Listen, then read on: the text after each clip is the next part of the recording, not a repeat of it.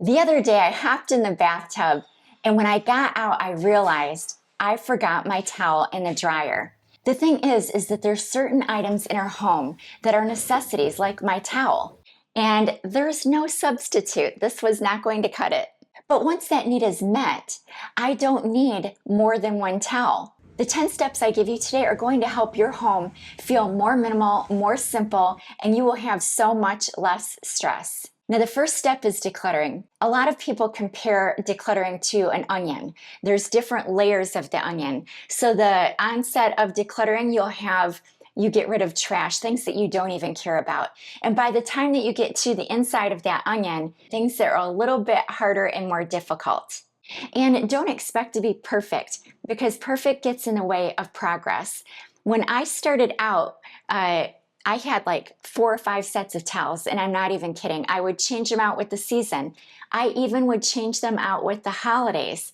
And now that I'm in this stage, I can't imagine doing that. But you know, everybody has their thing. If that's your thing and you love a bunch of sets of towels and it makes you happy, by all means.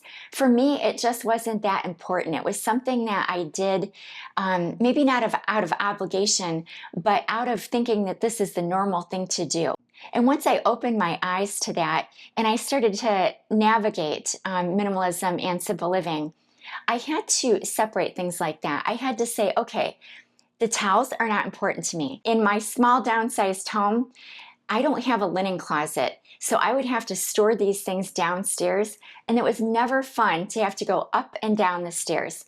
Now, when these get dirty, I put them in the laundry, I dry them, I bring them back up, I put them on a hook. I don't even have to fold towels anymore. Wouldn't that be great? Now, I might have a mishap here and there, and that is a risk I'm willing to take, because having just one towel per person in my home now, the benefits outweigh the little risk that I took. And you know what? If I had to use this box of tissue to get myself all dried up if nobody could go get me a towel, I'm willing to take that risk. If you develop routines, that is definitely going to help you have a more simple, minimalist home.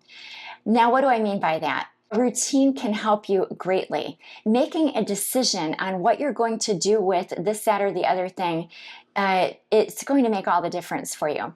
So let's start out with putting things back in their home once they're used. When you put something back in its home, it's not going to be lingering. So let's say you have a project, you have to hang up a painting or something like that. You get out your tools for that, but instead of putting it away, you leave it where you were using it. You won't do that if you have a routine, if you have a mindset of putting things away. So the next time you do a little project or anything, you pull out a scrub brush to get those dishes clean, make sure it goes back in the basket under the cabinet. If you just add a few new routines to your life, believe me, it is going to make a world of difference in having a simple, minimalist home versus not. Sometimes we need labels, and it's not just for us to know where things go, it's also for our family members.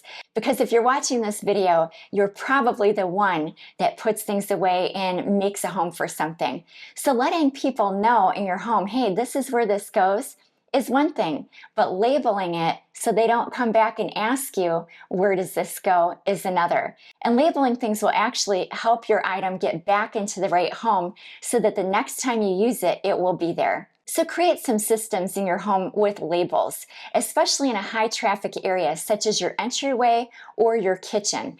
Everyone uses these areas, right?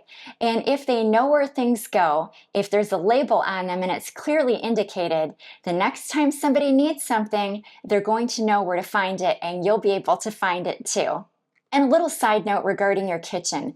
If you're the type of person like I was that has a lot of extra dishes, a lot of extra utensils, maybe par down on those before you go ahead and label everything, because it will be highly frustrating for your family members to know, hey, where does this go? When they open up a drawer and all they see is a bunch of clutter, they'll be like, I don't know, does this spatula really go in here? Or I can't fit this bowl in this cabinet. There's just too much going on. So they'll leave leave it on the counter.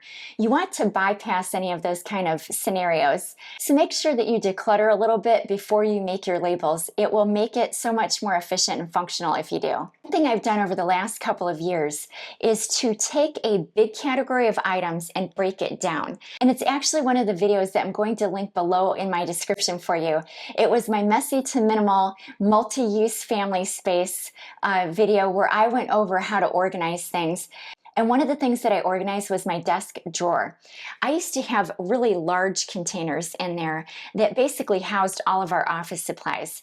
But what I did was I got these really awesome, high quality little containers off of Amazon. I'll put a link for you in the description on that too, but in case you're in the market. But these things made such a difference. No longer was I trying to go through the big container to sort through and pull things back. Oh, I need a battery, or I need a paper clip. All of these things are organized in these tiny containers now that fit the exact same space. They take up the exact same room, but they are all broken down. And so I would suggest to you, when you're in the organization phase of your decluttering, that you break those things down a bit for yourself, and it will make it so much easier for you to find things. And it will basically simplify your life because it's going to be such a time saver for you. If you would have told me I would love a downsized minimal wardrobe or a capsule wardrobe, I would have told you you're crazy. But at a certain period in my life when I was super busy, that's exactly what I did. I had sort of a uniform wardrobe actually. And that really helped me out because at that point in my life, I couldn't handle one more decision. I had total decision fatigue. And so when I went through my clothes, I just got rid of anything that didn't make me feel good, anything I didn't feel confident in. Now, thank goodness, I've graduated to being able to have the ability to make better choices in my clothes, so I'm not overwhelmed with decision.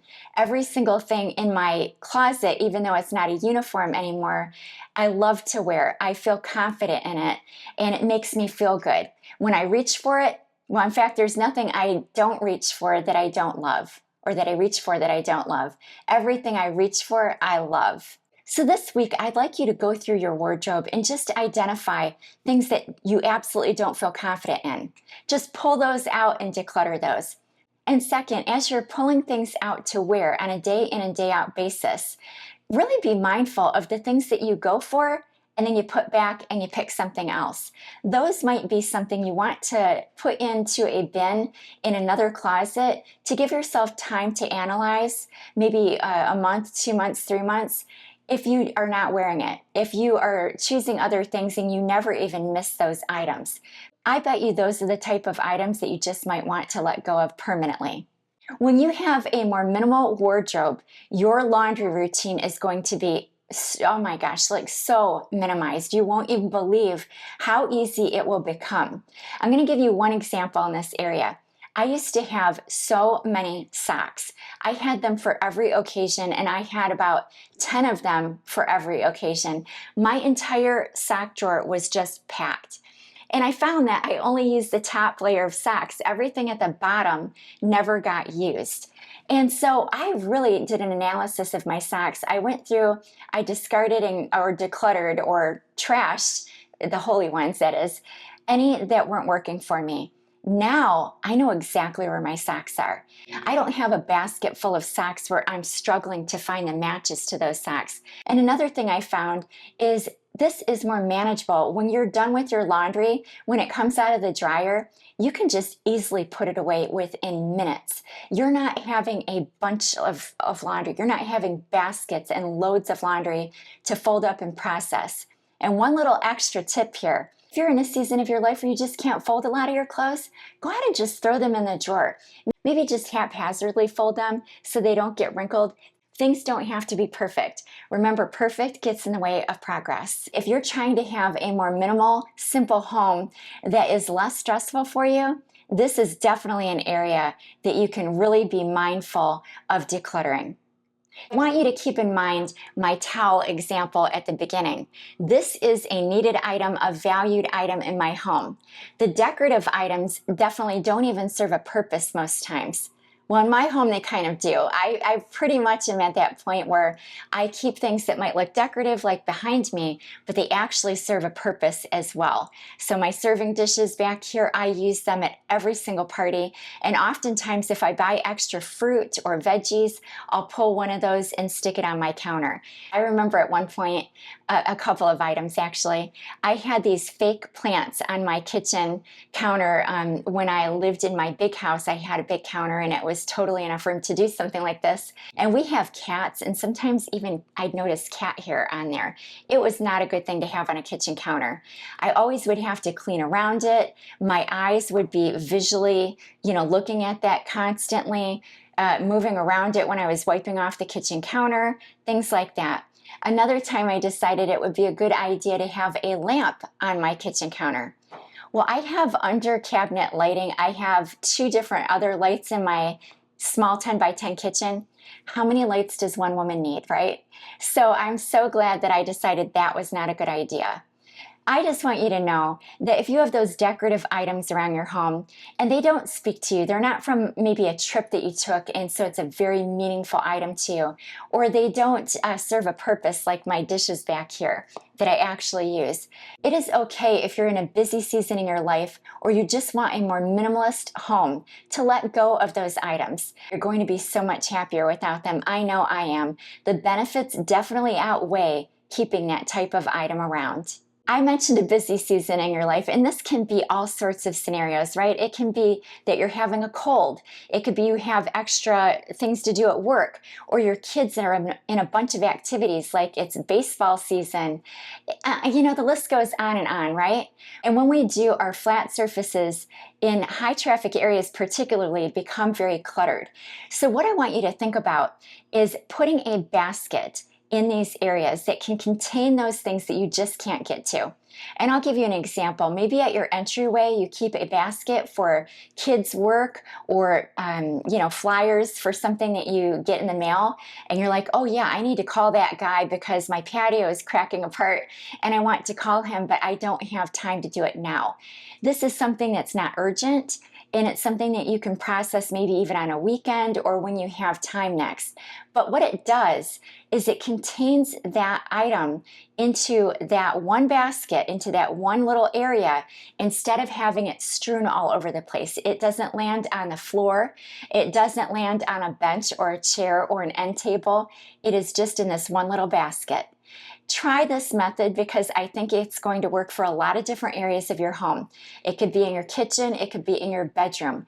Wherever it is that you have things that tend to accumulate that you can't get to, and before you know it, it's a big mess, this is going to work for you. Now, I am a super organized person. In fact, I could take a look at a pile of things, have a cabinet space or a shelf space, and immediately know what to do. It's something that is just like second nature to me. Being too organized actually affected me in a big way at one point in my life. We were relocating to a different state in a downsized home, and I had a mover come over to give me a quote. I got the shock of my life because initially he told me this isn't a big deal at all. I can look around here, I could tell you don't have much stuff. When he started getting to the nitty-gritty of what I had, he came back to me with a quote that blew my mind. It was so expensive. He couldn't tell exactly what I had because it was all packed in bins, boxes, and organizers. I couldn't fit all of this stuff in my new space, and I had to do a massive declutter. So I would suggest to you, if you're in this camp, don't go out and buy all the bins, boxes, and organizers. Make sure that you declutter your space before you do.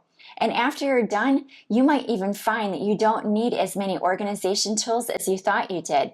In fact, you might have some lingering around your house after you decluttered that you can use instead. Now, something that is not talked about enough is forging ahead even if you make a mistake, even if you have a period of time where you cannot get to things.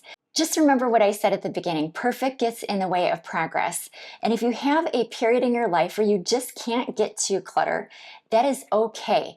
Come back to it though. Also, if you make a bunch of shopping errors, if you add all of this clutter back into your home, make sure that you recognize that you kind of evaluate, why did I get back into this boat again?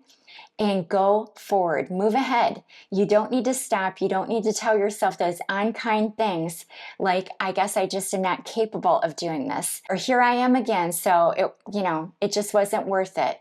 That is not the case. Be kinder to yourself because you're going to make mistakes. We're all human. I've done it. You're going to do it too. One of the very biggest tips I can give you is to continue to stay motivated and inspired.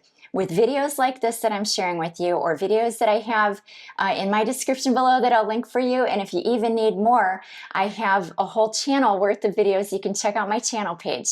Whether you're reading books to do this, watching YouTube videos, or being around like-minded people, those things are going to change the way you think, and it will not make having a bunch of clutter and chaos in your home normal.